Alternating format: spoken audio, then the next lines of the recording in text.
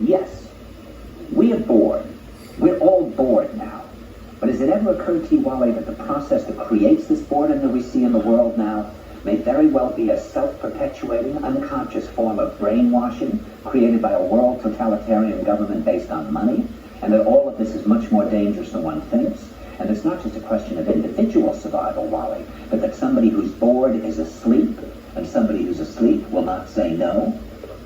See, I keep meeting these people. I mean, just a few days ago, I met this man whom I greatly admire. He's a Swedish physicist, Gustav Bjornstrand, and he told me that he no longer watches television, he doesn't read newspapers, and he doesn't read magazines. He's completely cut them out of his life because he really does feel that we're living in some kind of Orwellian nightmare now, and that everything that you hear now contributes to turning you into a robot. When I was at Finhorn, I met this extraordinary English tree expert who had devoted his life to saving trees. Just got back from Washington, lobbying to save the redwoods. He's 84 years old. He always travels with a backpack because he never knows where he's going to be tomorrow.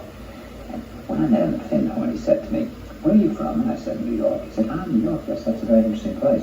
Do you know a lot of New Yorkers who keep talking about the fact that they want to leave but never do?" And I said, "Oh, yes." And he said, "Why do you think they don't leave?" I gave him different than our views. He said, "Oh, I don't think it's that way at all."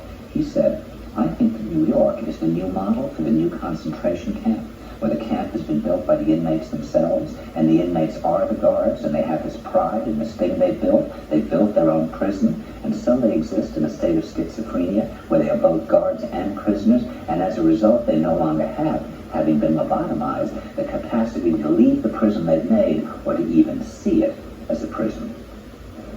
And then he went into his pocket, and he took out a seed for a tree, and he said, "This is a pine tree." He put it in my hand, and he said, "Escape before it's too late." See, actually, for 2 or 3 years now, Shaquille and I have had this very unpleasant feeling that we really should get out.